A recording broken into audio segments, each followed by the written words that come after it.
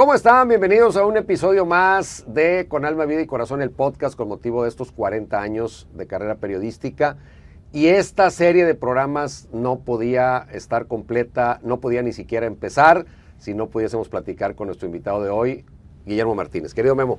¿Cómo estás, Toño? Estás? Es un placer. ¿Hace cuánto tiempo que no compartíamos un micrófono? Mucho tiempo, pero hubo un tiempo en que lo compartimos, y no solo lo compartimos, sino que tú tuviste la gentileza de cederme micrófonos para empezar mi carrera por allá de finales de los 80s, 87, 88, y ya iremos desglosando lo que vivimos juntos, Memo, pero pues eso no se olvida, la gratitud para quienes nos tendieron la mano y nos fueron abriendo sin ningún interés más que ayudarnos ese camino, pues ese no lo borre el tiempo, no lo borre la distancia o el tiempo que no hemos podido convivir, porque eso se va guardado siempre en el corazón. Así que, primero que nada, muchas gracias. Monbe, gracias a ti, porque la verdad yo también tengo un extraordinario recuerdo de ese joven que llegó ahí, venía del periódico El Norte, del Instituto Tecnológico y de Estudios Superiores de Monterrey. Todavía estudiaba. Y pues un día te revelaste con ese concepto que yo amo tanto, que es el de la insubordinación honesta. A ver, me interesa. Y te levantaste y le dijiste a Gilberto Marcos ahí en una conferencia que estaba dando en el TEC. Ajá. Le dijiste, oiga, ¿por qué no hay oportunidades para los jóvenes en la televisión regiomontana? Y recuerdo que llegó Gilberto al canal y me pidió verme y me dice, oye, pues ahí te va a buscar un chavo ahí del TEC que se llama Toño Nelly, porque dice que no hay oportunidades. Y le dije yo que hablara contigo porque su interés es hacer una carrera en el periodismo deportivo. Y ahí fue el pretexto máximo para conocerte, y pues creo que, no sé si al día siguiente, pero a la semana siguiente ya estabas con un micrófono en cadena televisora del norte, Televisa Monterrey. Efectivamente, empecé pues como reportero, que en ese tiempo estaban tú y José Juan Martínez Chávez en las conducciones de los diferentes espacios, que eran las noticias y Deportemas, que era un programa de 5 minutos, 10 minutos al mediodía con información general de deportes. Y luego teníamos uno los sábados de media hora, también Deportemas de los sábados de media hora. Pero yo empecé en la reporteada, Memo, en la época que ahorita podremos recordar juntos, en donde pues te salías a las 7 de la mañana a cubrir el Maratón Nova, y luego de ahí te ibas a, no sé, al motocross o al autódromo, y luego a las ligas pequeñas de béisbol. Pero luego llegabas, rematabas a lo mejor en los toros, y llegabas a editar todo ese material, y pues no era en laptop, ni era en computadora, no. Era 2 maquinotas, metías un cassette y un cassette en blanco y empezabas a pasar información. Era toda una chamba bastante, que tomaba mucho tiempo. Pues la tecnología ha avanzado mucho, pero en aquel tiempo eran aquellos formatos de 3/4 de pulgada. Así es. Que era el que tenía más o menos una buena calidad para salir al aire, ¿verdad? Sí.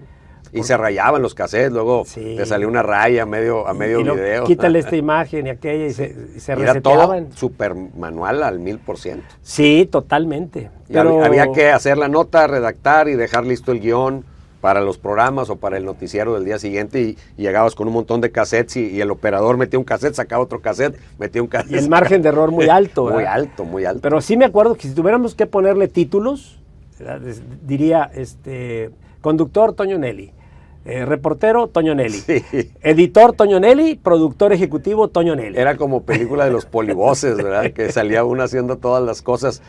¿Cómo era la tele, Memo, en ese tiempo? ¿Cómo fue la tele que nos tocó en esos años? Fue una época dorada para la televisión regiomontana, porque estaban los grandes monstruos, las vacas sagradas de la televisión, se puede decir que son los pioneros de la televisión nuestra, de cadena televisora del norte en su paso a Televisa, con grandes personajes, con voces impresionantes, Carlos Saucedo Rubí, Mario Agredano, Humberto Romo, Héctor Martínez, Leti Fernández, Don Horacio Alvarado, Marisela García, y era una época dorada, le puedo llamar, ¿verdad? Y con grandes personajes como Pipo, José Marroquín. Y yo siempre, Don Chucho y Mario Valle vigentes, sí. Impresionante programa, Codazos. El mismo Gilberto Marcos, que pues hizo toda una época, claro. Mi querido compadre. Y muy importante porque pues uno a veces dice, bueno, ¿cuándo empieza la tele? Y hay una frase que yo uso mucho que es del ciudadano Kane, cuando empieza la tele allá por los 40, 50 sí. del siglo pasado. Sí. donde tú iniciaste, en el siglo pasado. Así es. Sí. Nomás que para acá del 85 en el norte. Sí, sí. Y del ciudadano Kane al ciudadano fake. Ah, caray. Que es el de hoy. Ajá. El ciudadano fake es ese personaje que hoy existe en las redes sociales y que, bueno, de repente, pues 7 de cada 10 notas son fake. Y a seguirlos, ¿verdad? Entonces ahora los influencers son periodistas. Ya ves que hasta en la Casa Blanca hoy Donald Trump pone a una joven de 27 años al frente de la vocería, sí. Pero abren la puerta a los influencers. Y entonces la convivencia es entre lo vegetal y lo digital. Sí. Sí, es un poco el mundo que vivimos nosotros, ¿verdad? Fíjate que hoy la gente habla, no, es que el algoritmo, ¿no? que nomás te pone cierta información. Pues antes el algoritmo eran los medios en sí, es decir, ¿sí? el norte pues publicaba información que iba acorde a sus políticas editoriales, a su línea, como le quieras llamar, y Televisa igual, o sea, el algoritmo lo ejercían de manera más directa a seres humanos, pero al final también había. Sí, o sea, tú leías El Norte y leías otro periódico y no necesariamente encontrabas la misma información, o veías Televisa y veías otro medio electrónico y no era la misma información. O el mismo enfoque. Y yo ahí, fíjate que, siguiendo un poco a este filósofo israelí Harari, en sus libros estos que tiene, que son muy interesantes porque analiza un poco esto de los algoritmos y si la tecnología nos va a rebasar, que luego lo retoma también Oppenheimer en sus libros. Pero aquí lo interesante es que dice Harari, bueno, pero al final de cuentas el algoritmo lo va a diseñar el ser humano. De todas maneras, claro. Al final de cuentas lo diseña el ser humano. Sí. Entonces ahí es donde está la diferencia de lo que se siente, de lo que provoca la emoción, a la frialdad del algoritmo. Cuando el dato duro aparece, si no está la interpretación del dato duro, pues no sabe igual. Y siempre los grandes medios tradicionales o los grandes líderes de opinión como tú, los periodistas que se han hecho y se han forjado, pues ese análisis lo requerimos. O sea, no es lo mismo que me avientes el dato a que me digas, oye, a ver, vamos a analizar ese dato y que lo diga con la autoridad alguien que tiene la experiencia y que sabe cómo interpretarlo.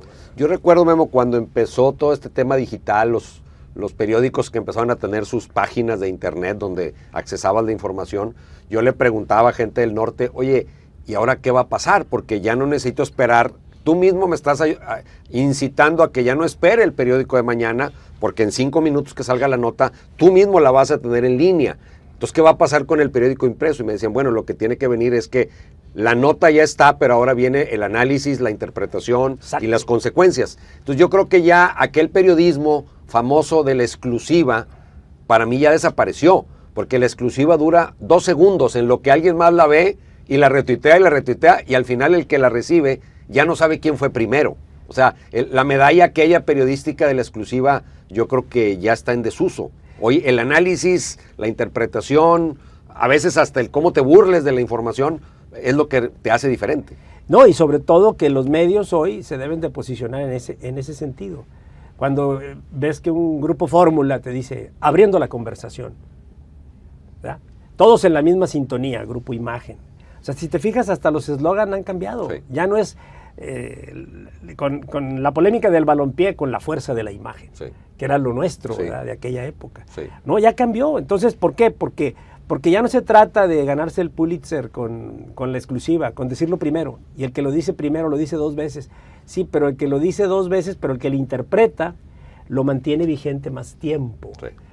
Y la sorpresa siempre va a existir. Mira, los medios impresos están en su etapa de desaparecer. Es un poco como los hombres de comunicación que nos dedicamos a la comunicación en el sector público, el sector privado.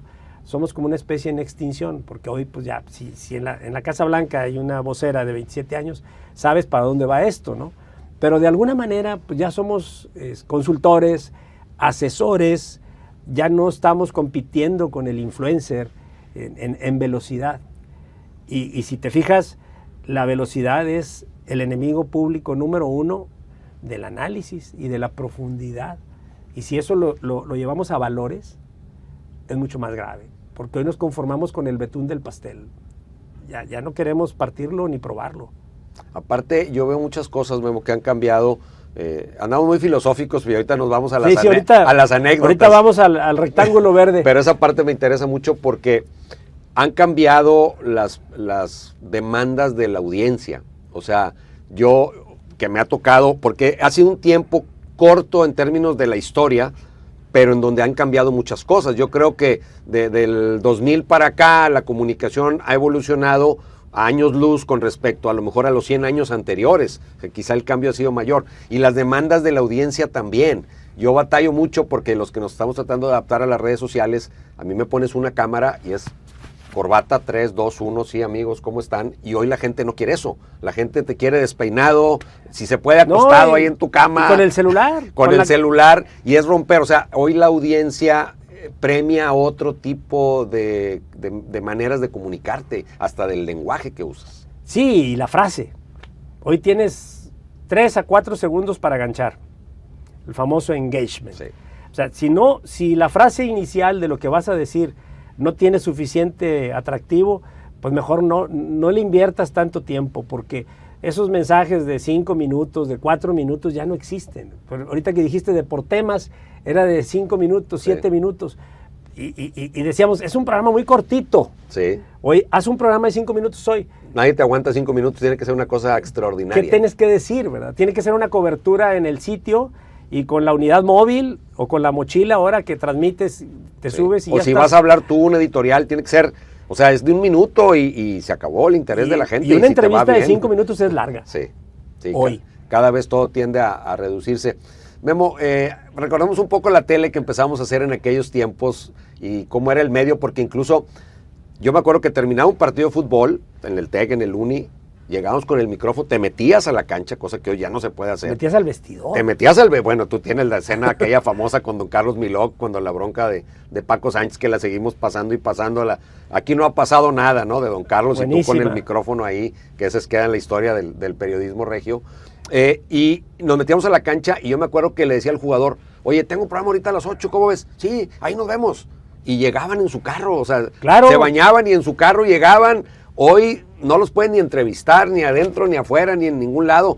También eso ha cambiado mucho porque el fútbol ha evolucionado. Sí, claro, y está bien. Creo que hay que aprender mucho de las ligas que son profesionales. Lamentablemente aquí pues, estamos creando esa cultura del profesionalismo tanto fuera como dentro de la cancha. Hoy nos llama la atención, ¿verdad?, que los jugadores viajen perfectamente uniformados, que lleguen directamente al hotel, ya tienen sus habitaciones, ya tienen el buffet con el nutriólogo, todo está en ese orden, llegan al vestidor y pues muy diferente a como estaba antes. Qué bueno que eso lo tengamos, porque la Liga Premier lo tiene, la Bundesliga, la Liga Italiana. Pero eso no aleja en ocasiones al protagonista de la gente. Sí. O sea, entiendo que hoy hay más interés, hay más reflectores y no podrían conducirse como antes, pero siento que te lo ponen muy lejos al protagonista, muy lejos. Sí, y te lo ponen muy lejos porque, bueno, pues estábamos acostumbrados porque lo vivimos nosotros, pero sí es un poco lo que pasa con los que son digitalmente nativos, ¿no? Yo también digo, oye, qué difícil está todo esto, ¿no? Meterte al Instagram y hacer un reel, y dices tú, ay, no, está bien complicado, ¿verdad? Digo, para alguien que es nativo digital, pues se con ríe, un dedo ¿verdad? lo hace. Sí, ya quedó, vámonos, se acabó. Entonces, sí nos cuesta más trabajo a nosotros, pero los que vieron a los jugadores así como los están viendo hoy, pues se hacen a la idea de que es que siempre ha sido así. Así es. Es que siempre ha sido así, ¿verdad? Sí. Y luego a las ruedas de prensa, pues levanta la mano y no hay filtros, pues como no hay filtros en la política, ¿verdad? Sí. También yo lo veo en la mañanera o lo veo digo, oye, no es posible que le presten el micrófono a un periodista que no está enterado, pero el nombre del juego es que no puedes discriminar, aunque no se prepare, aunque no sepa nada de lo que va a hacer ahí. Sí. Hacen preguntas. Tienes que darle el derecho. Oye, me impresionó cómo en Nicaragua recientemente a Pauno, el técnico de Tigres, le dijo, oiga, ¿por qué no puso a Guiñac? Sí. Se me hizo así. Sí.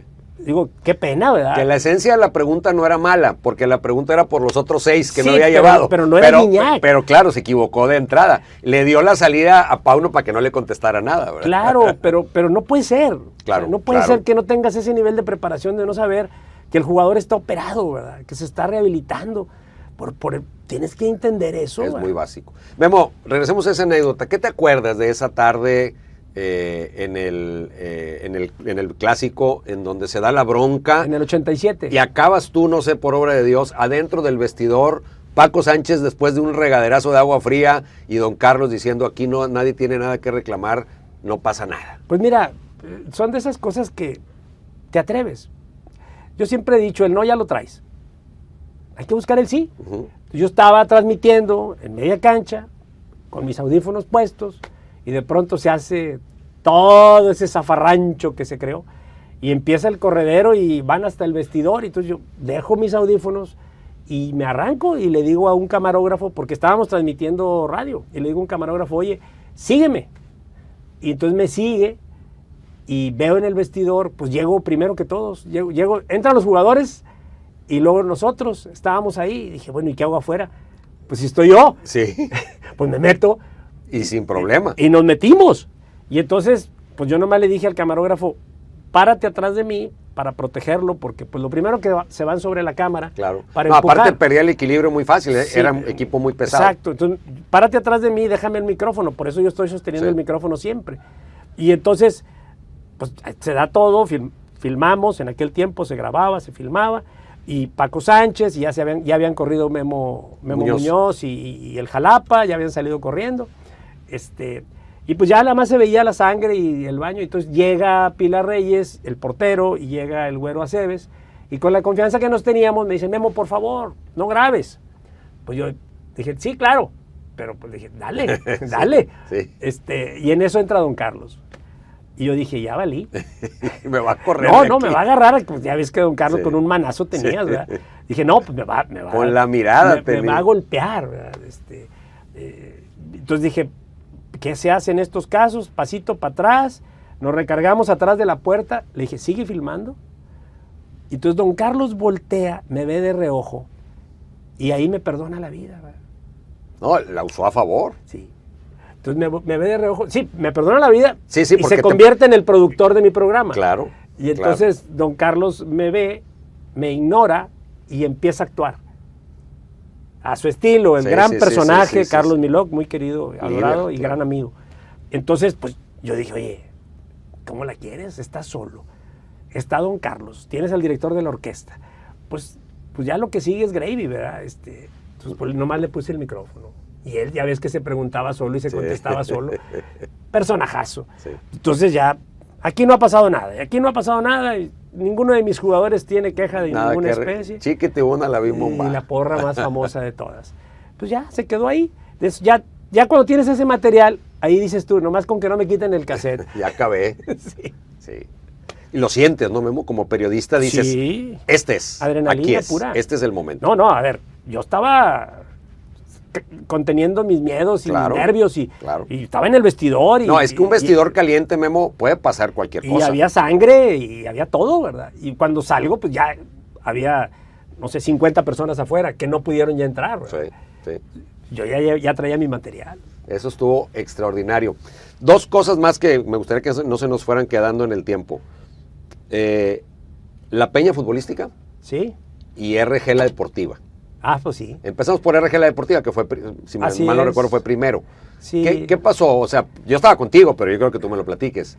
¿Cómo se da y qué tiene que ver RG La Deportiva con Memo Martínez? Pues que lo que pasa es que yo estaba trabajando pues en el grupo IMSA con los señores Clarion, que toda la vida fueron alguien a quien les debo mucho respeto, admiración y agradecimiento.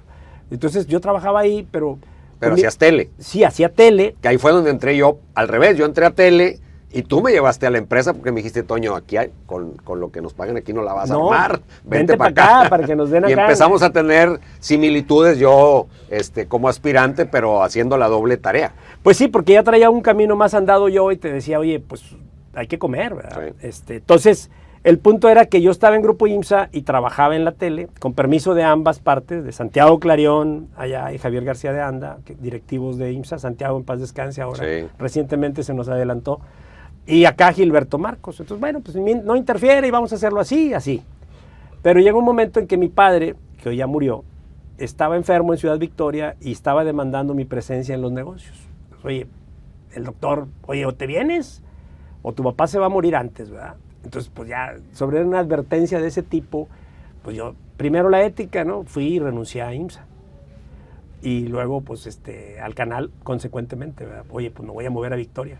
Oye, pues si no hay una televisora en Victoria para que mandes material y que sigas haciendo cosas. Y, pues es que voy a otra cosa, compadre. Sí. Déjame ir a cumplir con mi padre. Y entonces resulta que el experimento, pues mi papá estaba más fuerte que un roble. Fue una especie de chantaje emocional y no me ocupaba tanto como decía, ¿verdad? Y yo dije, oye, no, ¿yo qué hago aquí? Pues no voy a desperdiciar toda mi juventud y toda mi trayectoria. Y pues me regreso, al año y medio me regreso y llego sin chamba. Y Enrique Gómez Junco me dice, oiga, avise, ya llegó.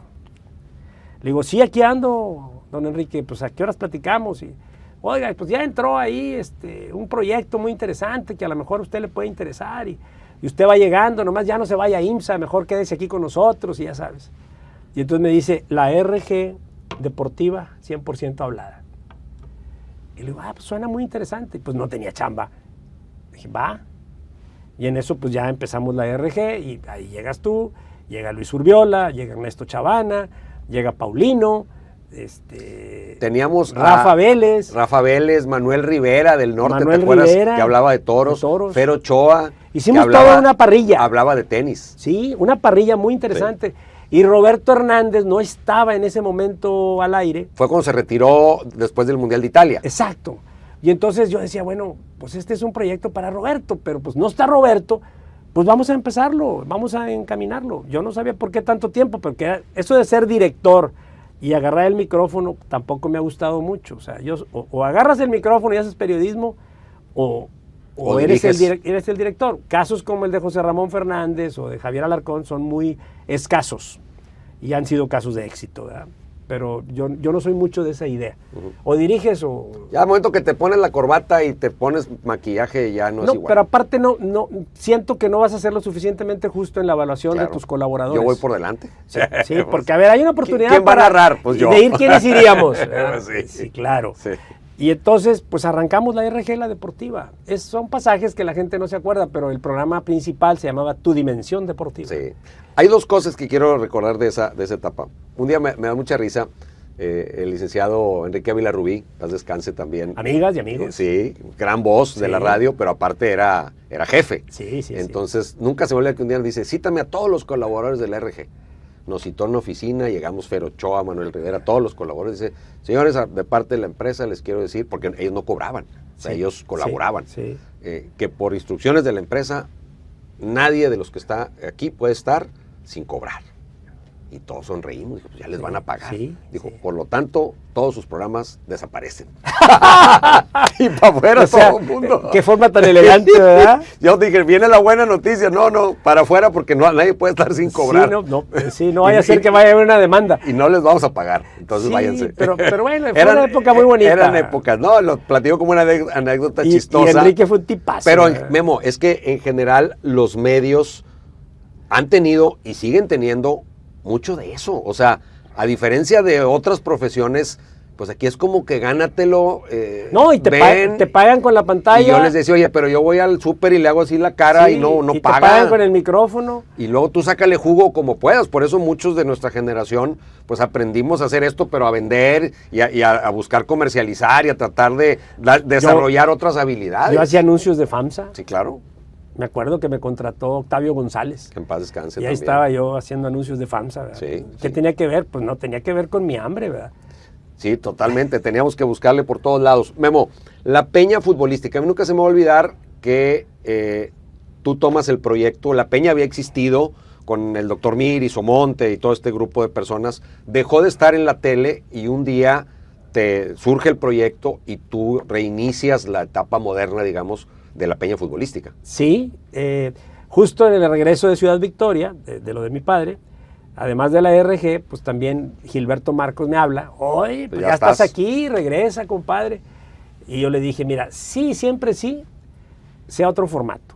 Ya no quiero hacer noticiero contigo y luego los 5 minutos de Deportemas. Pues la verdad es mucho desgaste. Yo creo que es la oportunidad de darle un giro y hacer más análisis y más polémica. Y entonces dice él, como, ¿qué se te ocurre? Pues deja pensarlo. Y al día siguiente regresé. Le dije, mira, hay un viejo programa en blanco y negro de unos señores que se ponían a discutir, de esos viejones que sabían de fútbol y me encantaría, por ejemplo, españolados, sí. Recordando con mucho cariño a Mario Castillejos, Sí. que lo quisimos mucho y lo queremos mucho, porque una persona no fallece hasta que se deja de hablar de ella. Claro. Entonces, me acuerdo, pues, Mario era un personaje Y su papá. diseñado. Y su papá. Y el señor papá, yo lo invité a la peña, ¿verdad? Fue muchas veces conmigo. Pero entonces, le digo, Gilberto, un programa que dure lo que dura un partido de fútbol. Yo con ganas de que me dijera, estás loco. 90 minutos. Sí. Hora y media. ¿Por Sí. qué? Porque eso es lo que dura Sí. el partido de fútbol. Y luego, pues que sea el domingo en la noche. Son las dos condiciones Para hablar de la jornada. que yo puse. Porque yo dije, domingo en la noche, ya viste a la familia, ya fuiste a comer, ya te relajas, ya estás en la noche. En aquel tiempo, domingo en la noche, no veía series de Netflix. Sí. Veía la tele. Sí. Entonces la peña regresa. Entonces me acuerdo aquel primer comercial o promoción que hacía yo. Decía, ¿en qué se parecen un sacerdote a un director de tránsito, a un empresario? ¿En qué se parecen? Y entonces dejaba yo ahí la incógnita. Y él ya seguía el promo. Se parecen en su pasión por el fútbol. Claro. Y me acuerdo que iba el padre Cárdenas, Gerardo Cárdenas, y que iba Marcelo Canales Clarión, Sí. empresario, y que iba Loncho Montemayor, director de tránsito, hincha del Monterrey, y empezamos a hacer un programa de esa altura, de ese nivel. Lamentablemente, pues después me entró el gusanito de la política y los Clarión, Benjamín, el Benjas, me jala para la política, y pues yo tengo que dejar la tele y el micrófono. Y hasta ahí, pero sí lo arrancamos y creo que lo arrancamos bien. Después se quedan Antonio Nelly, Toño Nelly y Arturo Garza. Sí, Juan Manuel García. Primero ustedes dos Sí, y luego el Güero. sí. El Güero García, que siempre me ha querido invitar, pero pues no sé, yo creo que no ha de tener mi WhatsApp. Pero ¿Cómo? Yo se lo paso. Yo encantado. Me moví en esa parte de la peña en donde yo estaba en multimedios. Yo siempre lo platico porque pues, tú lo hacías igual, que era a la hora de la comida de la empresa, salir de allá de la Avenida Universidad y venir hasta la Colonia Roma a hacer fútbol al día, hacer 12 deportes los sábados, hacer el Juego del Hombre en la noche, era ir y venir. Tú lo hacías igual, cuando hacías Deportemas, pues al mediodía te dejabas de comer para hacer el programa y te regresabas.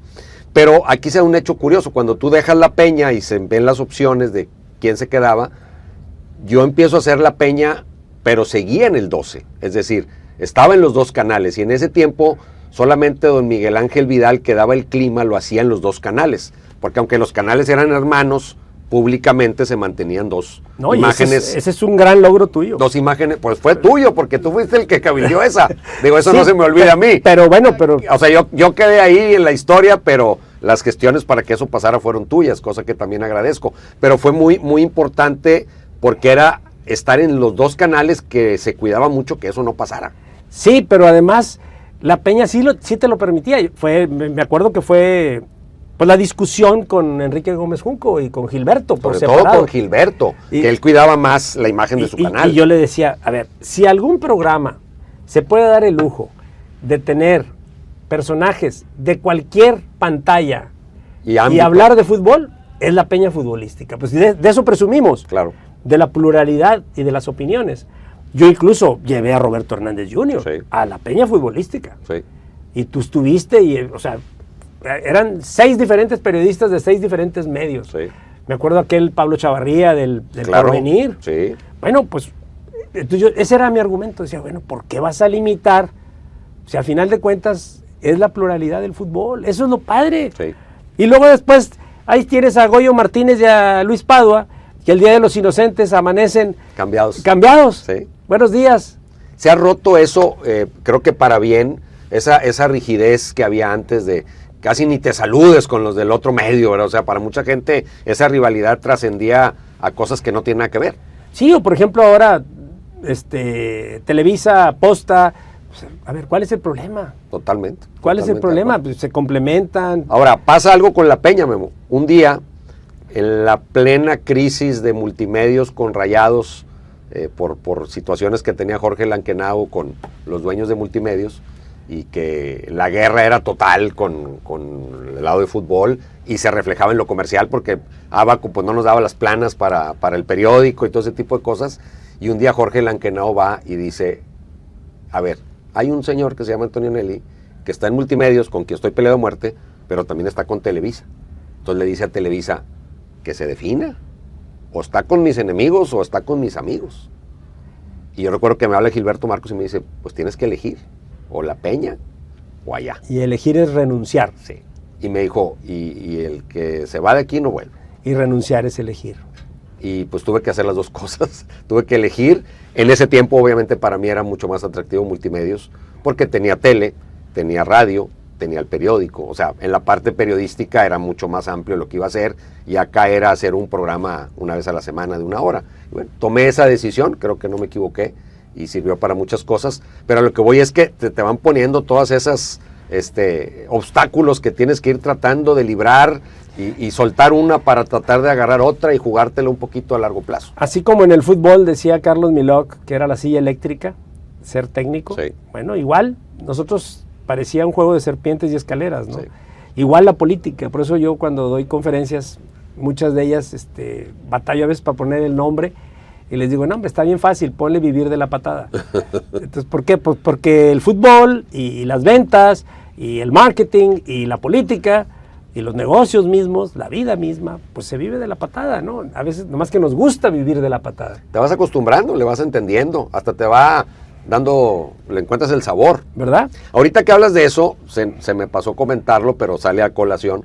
Cuando estábamos en el proyecto del ERG, que tú iniciaste, Roberto estaba retirado, esto ya lo hemos platicado muchas veces. Él en el Mundial de Italia 90 se entera que el enviado especial de Multimedios al Mundial era Gustavo Moriconi. Nosotros hacíamos programas en la ERG, programas en la XCT de especiales del Mundial, y Moriconi, el exportero rayado, iba como enviado de Multimedios y proveía contenido solo para Multimedios, y Roberto para Multimedios y hacía su labor de narración en Televisa. Entonces él se entera de que el arreglo económico de Moriconi con Multimedios pues era mejor o era muy bueno, y el de él no, él consideraba que no tan bueno, y desde Italia dice, me voy, o sea, yo renuncio y ya no regreso a Multimedios. Ahí es donde empezamos o continuamos con el proyecto de RG. Pero al tiempo Roberto regresa. Roberto del retiro regresa, empieza a hacer su programa en RG La Deportiva con la estructura que ya teníamos, y la gente le empieza a llamar para preguntarle si iba a volver a narrar.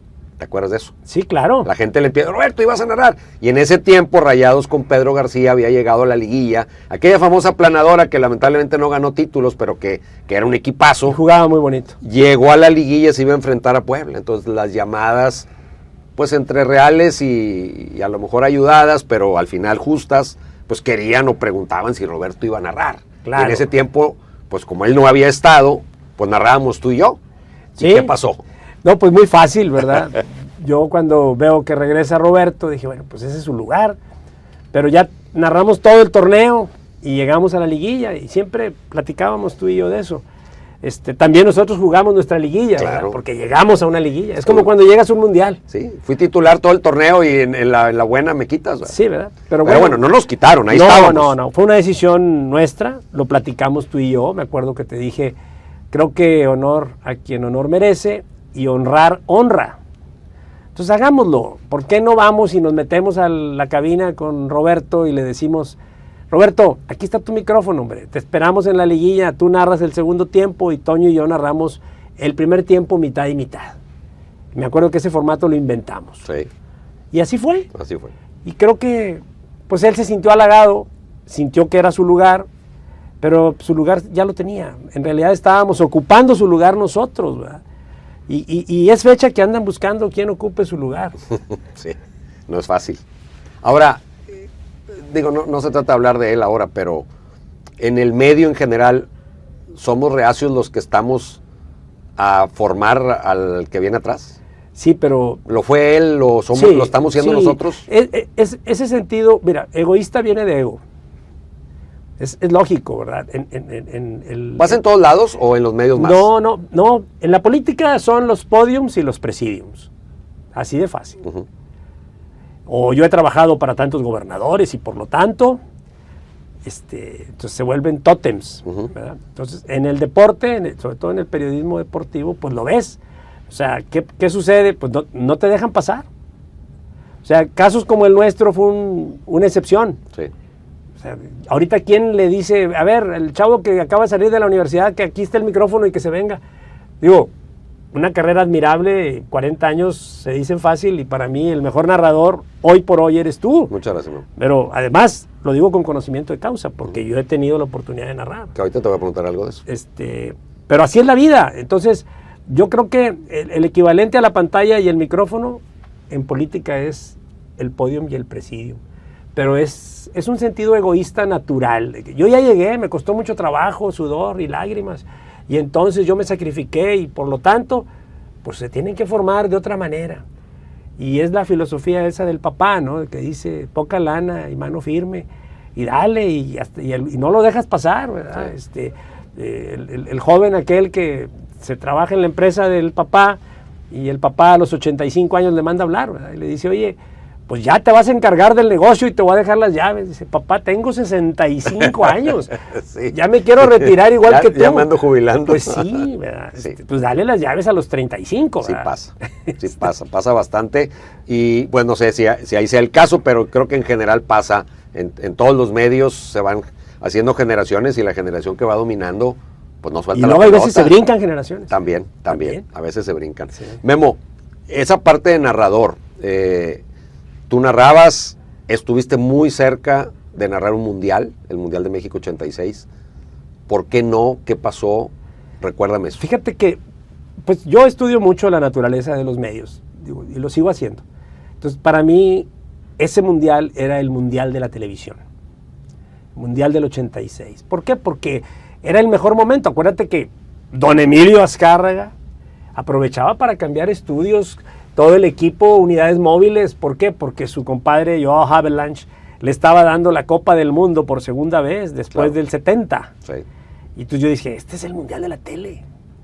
Entonces yo trabajé el premundial, o sea, 84, 85. 85, sí. Yo narraba con Fernando Schwartz, con Murrieta, pues con todos ellos me tocó. Me acuerdo que ibas a Victoria, ibas a Tampico. Alejandro Tobar. Te toca de Roberto Guerrero. Roberto Guerrero Ayala. Oye, te tocaban aquellas jornadas el perro Bermúdez. De los domingos en Tampico. ¿Te acuerdas? El perro que calentaba garganta, ¿no? Sí, en el cuarto. En el cuarto se paraba a hacer así como cantante, como un tenor. Sí. ¡Martínez! Me gritaba el perro. Cállate, perro, están todavía dormidos ahí en el cuarto de al lado. Pero sí era esa época. Entonces yo dije, bueno, ya me prepararon para narrar el mundial en tele. Y yo en Grupo IMSA había pedido permiso para narrar el mundial en tele. De pronto, pues esos golpes bajos que siempre han existido, ¿verdad? Se mueven las cosas y los grandes productores, Guillermo González de Televisa, lo recuerdo perfectamente bien a mi tocayo, que hoy está en Grupo Imagen, lo saludé recientemente. Y su hijo también está en los medios, también es productor, Memo Chico. Memo González, les decían los aguacates a los hermanos González. Uh-huh. Y entonces Memo me dice, pues con la novedad, tocayo, de que vas en radio, ya no vas en tele. Hijos. Y yo así, mira. Ya me ha tocado esas noticias. Y yo así, mira, y pues sentadito enfrente del gran productor de Televisa, ¿verdad? Ya decidimos que va Dosal, va Roberto Hernández, y van solo 4 personas, el perro Bermúdez y no me acuerdo quién más. Van 4 narradores de tele para todo el mundial. Y tú que hiciste un gran premundial, y Heriberto Murrieta y ellos van a radio. De hecho, mira, vas a narrar la inauguración de la Copa del Mundo con Heriberto Murrieta. Aquí están tus viáticos, aquí está todo, tu acreditación. Yo no sé por qué, Toño, pues en ese momento tomé la decisión. Ahí en calor. Ahí. Le dije, discúlpame, tocayo, pero pues no fue lo que yo planeé, no fue lo que yo vendí. Los señores Clarion en Grupo IMSA me dieron la oportunidad y no creo que sea un juego leal decirles que voy a narrar por radio, me voy a pasar el mundial por radio, pues casi guardado en un closet, o que me escuchen los traileros. Que todo el mundo lo va a ver en la tele. Que me escuchen los traileros en las carreteras. Digo, pues la verdad, con todo respeto, en ese momento la naturaleza del medio, 1986, no era de radio, era de tele. Y más por los horarios y todo esto, ¿no? Y entonces le dije yo, pues aquí me bajo. Yo muy valiente porque pues yo tenía mis programas de televisión en Monterrey, ¿verdad? Y en eso pues me revira con el poder. Y me dice, pues si te bajas estás desafiando a Televisa, que es el poder más grande que existe en los medios, y te vamos a hacer desaparecer de la televisión y de la radio. Voy a pedir tu cabeza con Gilberto Marcos y se acabó. O es radio o no vas, pero no puedes aventarnos la chamba. Y entonces pues yo me fui al hotel a descansar, agarré el teléfono, le hablé me acuerdo, mi padre vivía, mi mamá, oye, pues se acabó el sueño, no voy al mundial. Lloré, ahí en el cuarto lloré, me sentí muy mal, una impotencia, ¿verdad? Decir, oye, bueno, pues, ¿por qué no me respetan, verdad? Pero pues yo no era nadie para que me respetaran también, pues, digo, yo había hecho mi chamba. Habías hecho la chamba. Había hecho mi chamba y había llegado a la final y ya estaba ahí. Y en eso todavía me dice Javier García de Anda, director de IMSA, me dice, no, hombre, no hay problema, te aguantamos. Le dije, no, Javier, es que no fue lo que hablamos. Y yo tengo que ser muy leal a lo que yo les dije que iba a hacer. Y entonces, si no va a ser el mundial por tele, pues no voy a hacer el mundial. Y me regreso y le hablan a Gilberto y le piden mi cabeza. Y ahí Gilberto se comportó muy hombre y me dijo, de tu programa en el estudio, nadie te saca. Aquí vas a analizar el mundial y aquí vas a comentar el mundial. Lo que no puedo hacer es darte la acreditación porque se quedó en México, tú la dejaste ahí y no puedes entrar a los partidos. Y me acuerdo, Toño, cuando llega el partido de México-Alemania en el Volcán, no me quise quedar con las ganas y me fui a la unidad móvil. No tenía yo acreditación, pero lo vi en la unidad móvil. Lo más cerca que se Fue pudo. lo más cerca que estuve del mundial. Y ahí lo viví. Pero Gilberto me mantuvo pues en el estudio, ¿verdad? En el análisis de los programas. Memo, duele más una experiencia como esa en este medio que te nieguen de repente un ascenso en una empresa. ¿Es diferente? ¿Se siente diferente? ¿Depende de qué pues te apasione? Es que es pasional. Es que el fútbol es pasional. ¿A ti te ha pasado? ¿Verdad?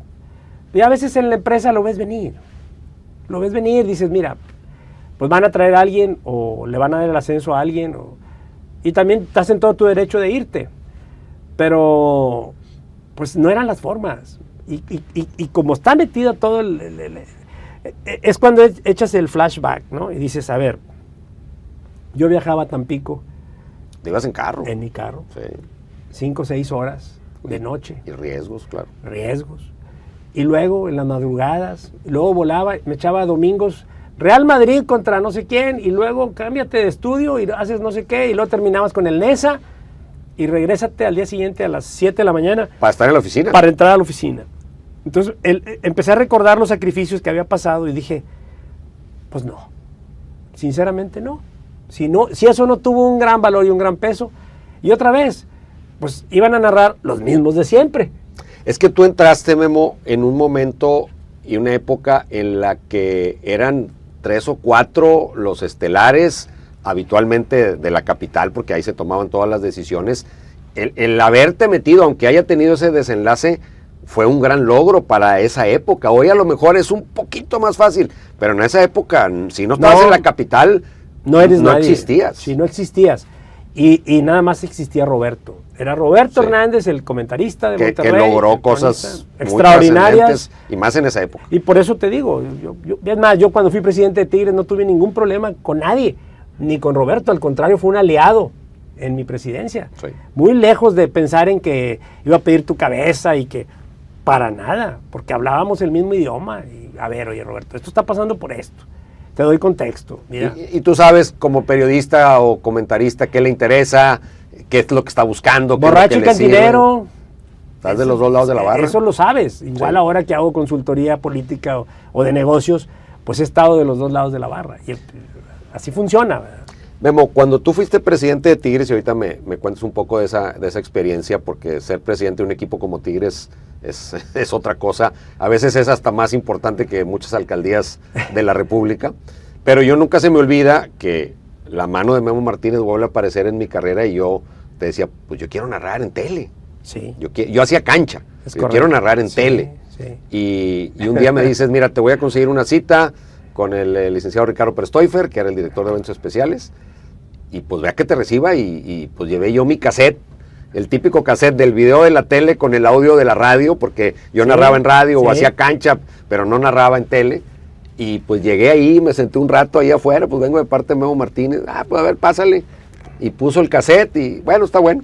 Y a los 2, 3 meses, un día me habla, oiga, preséntese en el estadio. ¿Qué va a hacer? Nada, nomás va a ver a Javier Alarcón y a Raúl Orbañanos y siéntese al lado para que los vea. Como que para que me fueran haciendo caso, ¿no? Y me siento al lado de ellos y los veo narrar. Y así hasta que un día me hablan por primera vez para narrar. Sí, yo me acuerdo muy bien que Ricardo Perestoifer y yo hicimos una buena relación, porque de hecho tuve que ver con él para traer a Luis Hernández y a Joaquín del Olmo. A eso voy, a esa parte, porque tomaste decisiones, hoy que estamos con todas las bombas y todas las grandes contrataciones, tú en ese momento encabezaste decisiones muy importantes de figuras que llegaron a Tigres. Sí, pues no teníamos dinero, porque no teníamos dinero, no estaba la marca posicionada, lógico, veníamos de ascender y se necesitaba traer jugadores que pudieran prevender el estadio para generar recursos y todo esto. Me acuerdo que hicimos una triangulación muy estratégica de negocios. Entonces, yo me presenté con Televisa y me decía Televisa, pues es que ¿cómo? Yo no soy el dueño de los jugadores, es el Club América y el Club Necaxa. Y entonces yo le decía, bueno, por eso, pero Televisa es el dueño del América y del Necaxa. Sí, pero son diferentes escritorios. Entonces tienes que ir primero a definir el monto de la transacción y luego regresas con nosotros, porque lo que yo quería, como no tenía dinero, yo le decía, te cambio 2 años de transmisiones, de derechos de transmisión. ¿Por el jugador? Por el jugador. Y, entonces, y Perestoifer muy amable me dijo, ya que definas, te digo, mira, yo te voy a pagar $2,5 millones por año de transmisión, y el jugador tal vale tanto, y el jugador tal vale tanto, te alcanza para... Cuadramos ahí. Sí, te alcanza para 2 años, compadre. Yo dije, yo me llevo a los jugadores. A mí me interesa más que recibir los $5 millones de 2 años. Me llevo a Luis y me llevo a Joaquín, y se prevendieron los primeros 12,500 abonos del Volcán. Tuvo a todo dar. Sí. Fue una época muy bonita, ¿verdad? La parte del directivo, Memo, ¿cómo vamos? ¿Cómo estamos en ese tema? ¿Hemos avanzado? ¿Hemos mejorado? ¿Está más profesionalizado esto? Sí, claro. Porque pasamos del equipo que lo manejaba el dueño, o el compadre del dueño, por ser el amigo, por ser el compadre, nada más. Memo de Hoyos y Lankenau. Sí, por la relación que tenían y la confianza. Sí, pues yo creo que se ha profesionalizado, y creo que cada día se ve una directiva más formal, digo, sobre todo en el caso de los equipos que son verdaderos clubes, ¿verdad? Hablo del América, Tigres, Cemex, Rayados, FEMSA, no se pueden explicar sin claro. Esa estructura organizacional. ¿Han aprendido las empresas sí. a manejar el fútbol? Porque sí. Siento que la curva de aprendizaje costó. No es lo mismo manejar una empresa, aunque el fútbol sea una empresa, pero las decisiones son diferentes. Tú en la empresa metes plástico y sale la botella. En el fútbol metes a Sergio Ramos y no tienes seguridad que va a haber del otro lado. O trajiste a Guiñac y no había la garantía de que fuera a pasar lo que pasó. Claro. Conllevas un riesgo. En una empresa esos riesgos se minimizan mucho porque es algo más científico. Porque es una empresa de capital humano, sí. Y la conducta humana es impredecible. Y bueno, pues son jugadores y todos vienen de diferentes orígenes, de diferentes formaciones. Entonces todo eso cuenta, entonces tienes que verlo. Por eso un buen directivo tiene que tener un panorama muy amplio, ¿verdad? Además de los conocimientos técnicos y saber cuándo de la raya para afuera y de la raya para adentro con el cuerpo técnico, pero también conocer a los jugadores, conocer los orígenes. Un poco lo que admiro yo mucho de Jorge Urdiales, que es para mí un gran amigo y un gran conocedor, y fue un gran directivo, un hombre que se preocupó por conocer a la persona, al ser humano. Si tú no conoces al ser humano, es muy difícil que puedas castearlo bien, en todos los ámbitos. Uh-huh. Tú trabajas para un gobernador y es lo mismo. Más que, ¿sabes hacer comunicación política? Pues sí, pero hay muchos que saben hacer comunicación política, pero muy pocos que van a poder conocer al personaje. Porque aparte tiene que ir de la mano del personaje. Claro, si no, ¿cómo le hace su imagen a un personaje, verdad? En ese sentido, creo que se ha profesionalizado ya bastante. A mí me han preguntado muchas veces en programas, ay, que usted volvería a ser el presidente de Tigres. Le digo, por supuesto que no. Yo creo que ya se cumple un ciclo y se cumple una etapa. Estoy en una muy diferente función, estoy en un relevo generacional de mi empresa. Tengo una consultoría y tengo una agencia de marketing y de comunicación. Pero pues ya está en manos de la siguiente generación. Entonces, es como empiezas a ver el reloj diferente, ¿verdad? Tengo 66. Entonces tú dices, oye, de aquí a los 70, ¿no, compadre? Digo, ya estamos pidiéndole de más a Diosito. Pero bueno, se vale porque te has cuidado, porque lo haces con disciplina y tienes una familia y cuidas eso y cuidas pues tu régimen alimenticio, el ejercicio, vas cuidando muchas cosas. Entonces, pero ya regresar a esa etapa cuando tienes gente muy profesional, en el caso de Tigres, Mauricio Culebro, pues es el presidente que técnicamente tiene el conocimiento para ser el presidente de Tigres, ¿verdad? Ya pasó esa época de que a fuerza quieres buscar aquel empresario que está ahí en el campestre, que tiene que ser el que ponga la cara. Y la lana. Y la lana, pues cambió, ¿verdad? Sí. Es otra cosa. Ahora, el gran complemento que se da entre Mauricio Dueñer y Mauricio Culebro, pues tú ves que el liderazgo de Mauricio Dueñer, representando muy bien a Cemex, y a Culebro en sinergia deportiva. Y lo mismo que pasa con Manuel Filisola, o antes Pepe González Ornelas, también buen amigo y excelente profesional, y Tato Noriega hoy. ¿verdad? Y antes Duilio. Digo, son formatos, pero yo creo que sí está mucho más profesional que cuando la época nuestra, ¿verdad? Memo, ¿a dónde va específicamente la narración deportiva? De hace 40 años que nos conocimos y que empezamos, tú ya estabas y yo empiezo, a hoy ha cambiado mucho el estilo, ha cambiado mucho lo que decíamos hace un rato, lo que la gente quiere. ¿Cómo lo ves? Fíjate que, pues como los géneros periodísticos, yo siempre que platico de eso, les digo, existe la noticia, existe el reportaje, existe el artículo de opinión, pero existe la crónica. Y es un género periodístico muy desfavorecido. Quizá la crónica sea más reconocida en el ámbito deportivo que en cualquier otra cosa, ¿verdad? Pero la crónica política, la crónica de un desfile, son enriquecedoras, porque es como describir el momento en tiempo real, es el famoso reality show. Es una improvisación permanente. Es una improvisación permanente. Y por eso, pues el cronista como tú, que sigue la acción y que anticipa la acción, porque realmente con tantos años que tienes de ver el fútbol, y esa es una cualidad que tú tienes, ¿verdad? La vas oliendo. Sí, tú ya sabes cuándo vas a decir, qué cosa tan hermosa. Tú ya sabes que vas a terminar ahí el comentario, ¿verdad? ¿Por qué? Porque ya sabes que va a ser una jugada muy plástica, muy artística, de esas bonitas que siempre vas a recordar y la pones en un cuadro, ¿verdad? Entonces te anticipas, porque si tú sigues el balón y sigues las jugadas, te vas a ir quedando atrás. Siempre vas a ir atrás, siempre vas a ir atrás.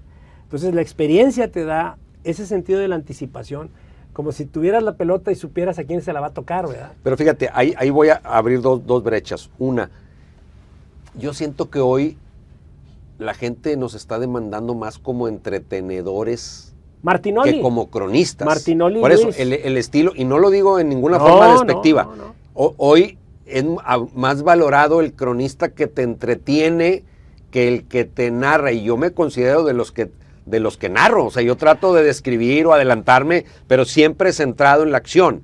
Sí. Y hoy parecería como que la gente dice, yo lo estoy viendo, tú cuéntame un chiste. Pero, y funciona, porque está probado que funciona. ¿Cómo está esa disyuntiva? Pues ¿Para dónde nos hacemos? Lo que pasa ¿O es hay que para todos? ¿O cómo es? Es como el tema de los influencers. Tú dices, oye, no, es que los medios tradicionales, pues hoy un influencer es un medio. En sí mismo. En sí mismo. Entonces, hoy Martinoli y Luis hacen la mejor pareja que narra los partidos del Tri y que es la mejor pareja que actualmente narra como pareja. Uh-huh.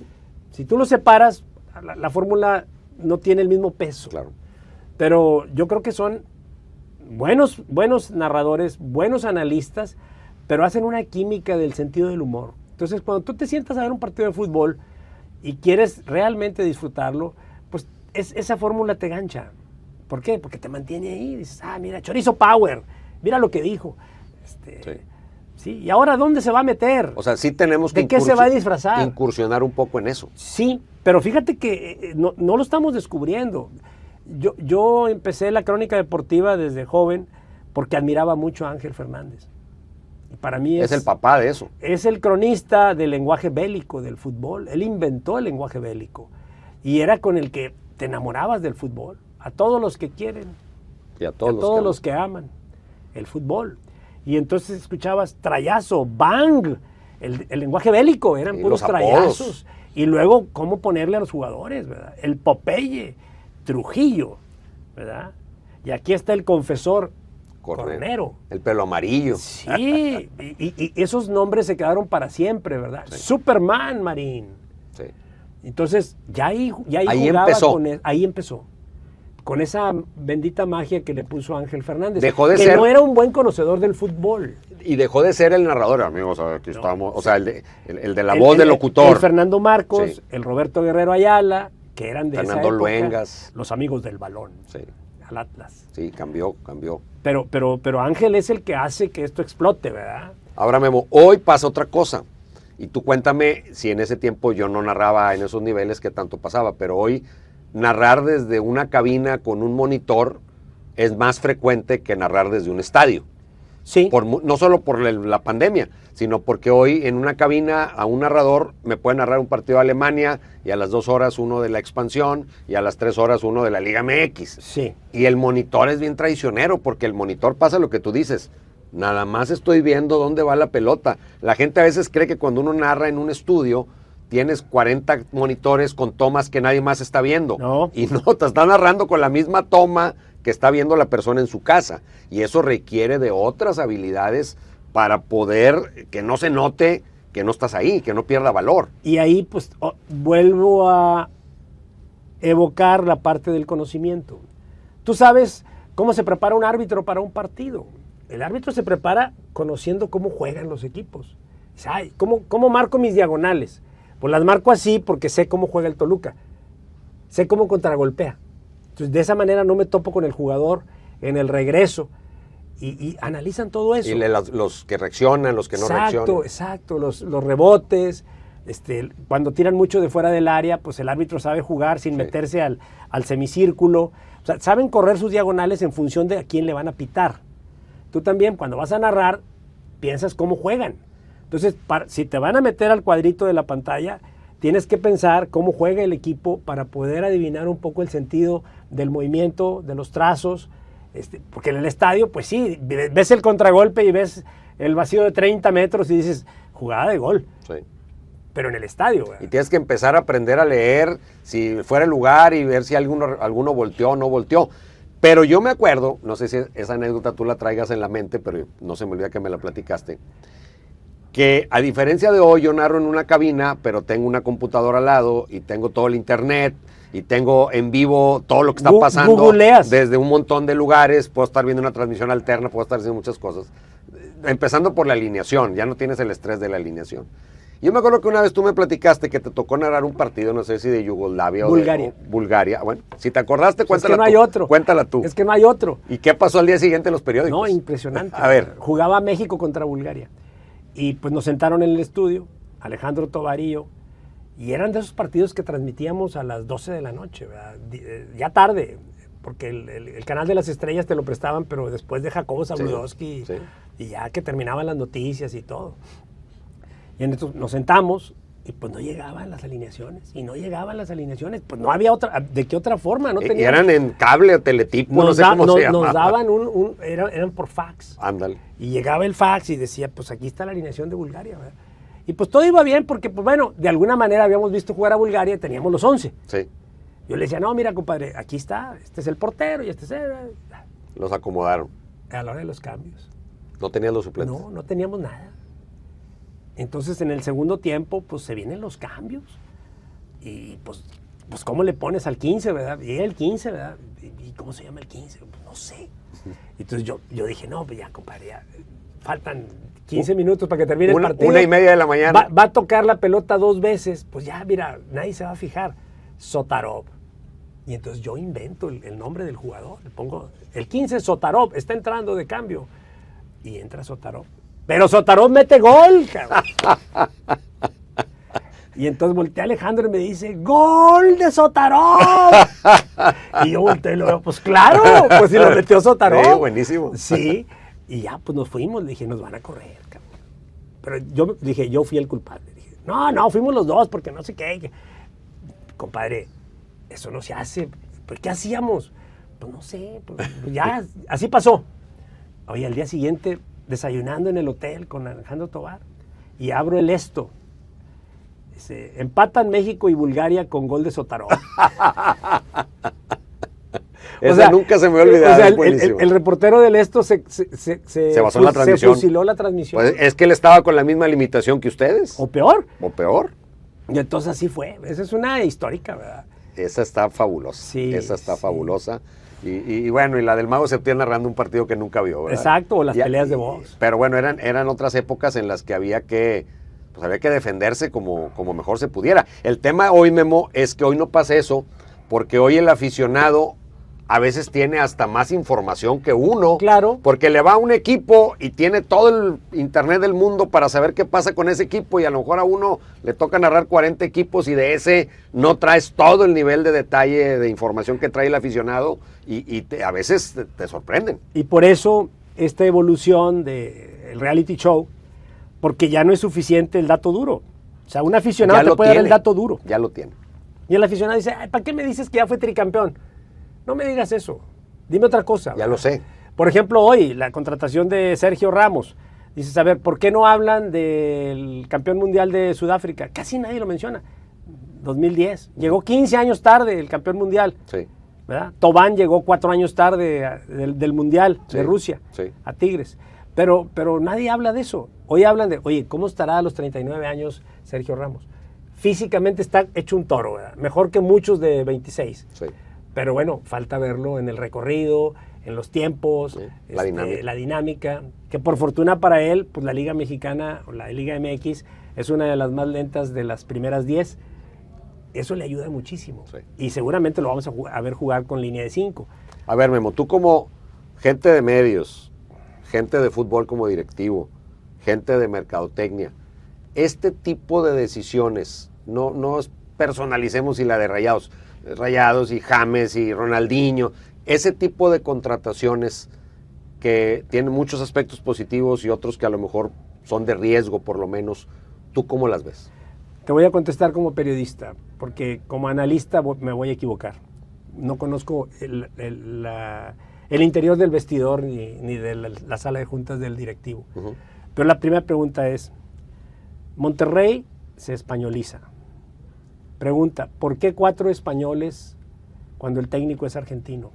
Está bien, el fútbol es universal, es global, pero digo, ya sé que Ancelotti dirige a todos, de todas las nacionalidades, sí. Pero bueno, es una pregunta. ¿Lo trajo la directiva porque lo pidió el técnico? ¿O lo trajo la directiva y le dice al técnico, aquí está la gran figura y hay que hacerlo jugar?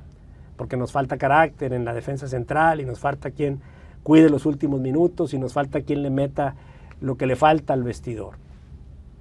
Pregunta, ¿quién gana en autoridad? ¿El técnico estuvo presente cuando el jugador se pone por primera vez la camiseta? No. Entonces, hay muchas preguntas en el camino para poder decir, oye, ¿lo pidió el técnico? ¿Realmente vas a ver jugar con él? Porque finalmente al técnico tú como directivo le tienes que decir, pues juegas con estos jugadores. Y él plantea su esquema táctico en función de las características de los jugadores. Entonces ahora tiene que plantear sus partidos en función de las características de Sergio Ramos y de los 3 españoles más. Uh-huh. Con otro argentino como Berterame ahí y con pues todas las figuras que han traído, ¿verdad? Es difícil meterse a ese vestidor porque es complejo, ¿verdad? Sí. Pero creo que desde el punto de vista marketing no lo ocupaban. Desde el punto de vista venta de abonos, pues el estadio está prevendido. ¿Le hace bien a la liga sí. que vengan este tipo de figuras, aunque estén en esa sí. pequeña franja de no saber sí. si van a rendir o no van a rendir? Sí, James Rodríguez le hace bien a la liga, Sergio Ramos le hace bien a la liga, como Guiñac le ha hecho mucho bien a la liga. La liga sin Guiñac no se puede explicar en los últimos 10 años. Que Guiñac se hizo bomba jugando en la liga. Sí. Y llegó en una etapa donde tenía futuro. Sí. Estos jugadores, quizá James también con un poquito más de años por delante, pero no sé, Ronaldinho y ahora Sergio Ramos llegan ya en una línea muy delgada que puedes cuestionar su funcionamiento a futuro. Yo te puedo enumerar... Pero aún así lo ves positivo. 4 casos, sí, lo veo positivo porque le hace mucho bien. Pero te puedo enumerar 4 casos donde no pasó nada. El más reciente, Tobán. Sí. No pasó nada, y campeón del mundo. Sí. Con Francia. Sí. Oye, aquel Edu, Américo Jonás, que vino a Tigres, llegó 10 años después de ser campeón del Mundial del 70. Sí. pues no pasó nada. Dani Alves, digo, tuvo luego el otro problema, pero aún en la cancha el entrenador no hallaba dónde ponerlo. No, porque no daba, no estaba revolucionado. Eusebio, la Pantera Negra de Mozambique, campeón goleador en el Mundial del 66, llegó a Rayados. Nada. Aquel Dirceu López, que llegó y decía, es que yo entrego balones y me regresan sandías. Tampoco pasó nada. O sea, no es algo nuevo. No es algo nuevo. Tiene 8 meses que está parado el jugador. Yo le deseo que tenga un gran éxito. Nos conviene a todos como fútbol que funcione bien y que Rayados sea un gran protagonista con Sergio Ramos. Eso se lo deseo de corazón, porque yo primero que le vaya bien al fútbol, que le vaya bien al ánimo de la ciudad. Siempre que le va bien a los equipos locales, le va bien al ánimo de la ciudad. Yo soy tigre, tatuado, pero no soy antirrayado. Memo, una última pregunta. El entorno social en el que vivimos, más allá del fútbol, está empezando a pegarle al fútbol. Me refiero a la seguridad, a la manera en la que la gente vive y ya exige de cierta mala forma cosas que tienen que ver con fútbol, pero que yo creo que son un reflejo de lo que estamos viviendo como sociedad, no solo en México, en el mundo. Nos irá a transformar la manera de vivir el fútbol. Nos veremos orillados a vivir el fútbol de otra manera, los que queremos seguir yendo al estadio en paz, con los niños, con la familia. ¿Vamos a tener que ceder este espectáculo para evitarnos el riesgo? ¿A dónde vamos? Nosotros tenemos que cuidarlo como nuestra familia. El fútbol es un tesoro para esta ciudad y para la sociedad, porque el fútbol le da alegría, le da compañerismo, le da sentimiento de pertenencia a la ciudad, a nuestras familias, le da sentido de orgullo, en fin, aporta muchísimas cosas. ¿Cómo lo cuidamos? Cuidando, como cuidamos a nuestras familias. Hay que crecer a la afición, hay que llevar a los niños y a los jóvenes al estadio, a que vivan los partidos, a que se generen esas aficiones nuevas y llenarlos de valores. Fíjate, justamente te iba a citar a un autor, Morgan Housel, porque estoy terminando de leer un libro que dice Lo que nunca cambia en un mundo cambiante. Y va con eso, porque todo el mundo dice, bueno, ¿cómo puedes predecir el futuro? Se nos olvida que la pandemia cambió la salud mental de la sociedad. ¿Y cómo puedes predecir el futuro? La única forma de predecirlo es anticipándote a la conducta humana. Y para entender la conducta humana, te vas a lo de siempre, a lo que nunca cambia. Porque el ser humano es soberbio, es envidioso y trae cosas negativas. Hay que evitar que eso, que nunca cambia, invada a lo que está cambiando para bien. Entonces, a los niños hay que volverles a enseñar que cuántas veces no te ha tocado ver a los nuevos técnicos o los que preparan a los niños y a los jóvenes que te dicen, es que estamos educando mal, no los podemos enseñar a ganar. Porque ese es el error. Si el niño no gana, entonces no funciona. Entonces llega frustrado a su casa. Y los papás se pelean en los campos allá afuera porque el técnico no mete a su hijo o porque su hijo no metió gol. ¿Cuál es la esencia, verdad? La salud mental está afectada. Todavía no terminamos de ver las consecuencias del COVID y de la pandemia, pero creo que es un punto básico. O sea, lo que no cambia es la conducta humana. Entonces, anticipemos. Donde hay envidias, donde hay soberbia, vamos a tratar de hacerla a un lado, ¿verdad? Memo, de los Rayados y Tigres que nos tocaron en los 80s cuando empezaban estos 40 años, hoy la realidad es muy diferente, ya lo decías, FEMSA, CEMEX y mucha gente que ha pasado en el camino. ¿Nos vamos a mantener ahí? ¿Se va a mantener Monterrey como ciudad protagonista del fútbol? ¿O va a pasar la racha y vamos a volver? No, yo creo que ya el podium de los primeros 5 es muy difícil que salgan Tigres y Rayados. Pase lo que pase. ¿Se va a acabar este tema, este debate insulso de los 4 grandes? Sí. ¿O vamos a estar entre los 4 grandes? O como decía alguien, y no pueden ser 6 grandes en lugar de 4. Pero además, ¿qué es grande? Defíneme grande. Claro. Defíneme grande, porque hoy es más grande Toluca y León. Igual América sigue siendo el América. Sí. Cruz Azul, con lo de Anselmi, logró cosas muy padres. Es muy corto. Muy corto. Pero Tigres y Rayados ahí están. Pumas se ha ido borrando un poco. Se ha ido borrando. Chivas, no se diga. Eso respondía a otras cuestiones, ¿no? Sí. A un fútbol más centralista. Eran los únicos que veías en la tele. O sea, tienes al América con 25,000 aficionados en el estadio. Sí. Por el amor de Dios. es el superlíder, Y sigue el tricampeón. Y sigue siendo el equipo de mayor convocatoria en términos de aficionados, que a lo mejor no van al estadio. Sí, pero tiene 25,000 en el estadio. Y Monterrey y Tigres tienen el doble de entrada. Sí. En todos los partidos. Así juegue Cholos o venga el nicaragüense que va a venir. Sí. Sí, es increíble, pero yo creo que ya el podium de los primeros 5, Tigres y Rayados van a estar ahí. Como la Liga Española, que se posicionaron Real Madrid, Barcelona, Real Madrid, Atlético de Madrid, y esos son. Sí.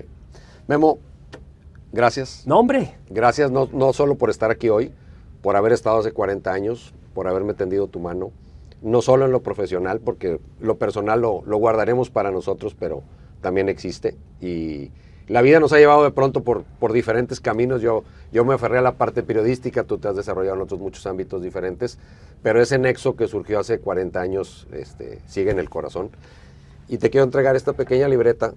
Es un cuaderno en blanco, trae una pequeña frase aquí, un pensamiento al inicio, pero más que nada es para que me permitas que en esta libreta escribamos nuevas páginas de estos 40 años en adelante. No, bueno, pues vamos por otros 40, ¿te parece? Mínimo. Yo creo que lo merecemos, ¿verdad? No, muchas gracias, Toño. La verdad es un privilegio estar contigo. Hacía mucho que no compartíamos un micrófono. Fueron grandes experiencias y sobre todo, pues yo creo que cuando ves crecer a Toño Nelly en todos los ámbitos y luchar por ese espacio en la televisión nacional, a mí me llena de orgullo, porque pues, la verdad me siento parte de tu proyecto, acompañándote. Fuiste el creador del proyecto, y bueno, eso no se me olvida. Y lo importante es pues, que has llenado las expectativas y has crecido enormemente. Creo que mucha gente te debió haber hecho justicia en muchas etapas, más de lo que... Tienes más satisfacciones que frustraciones, sí, por supuesto, porque tu carrera está llena de éxitos, pero también creo que hubo gente que le faltó visión para empujarte más, así como Ricardo Perestoifer y Manuel Ramírez un día te dijeron a narrar, va. Creo que también hay mundiales donde tú tenías que tener un rol protagónico más importante, pero finalmente el centralismo en el país sigue existiendo, en todos los ámbitos, sí, en el político, el empresarial y por supuesto en el futbolístico no se diga, en los medios, cuando les dicen a los medios nacionales que no son más que metropolitanos de la Ciudad de México. Sí. Pero les dicen nacionales. Sí. Entonces, pues así es. Pero creo que lo has hecho muy bien, creo que debes de sentirte muy orgulloso y tu familia, tus hijos deben sentirse más orgullosos porque has logrado un legado para siguientes generaciones. Y bueno, ahí está la capacidad de adaptación de cómo, como dices tú, de la Old Fashion School, sí, a estarte reinventando. Aquí estamos. Y aquí estamos hoy haciendo, en lugar de radio, podcast. Podcast. Memo. Toño. Gracias por todo, Memo. Gracias, compadre. Gracias.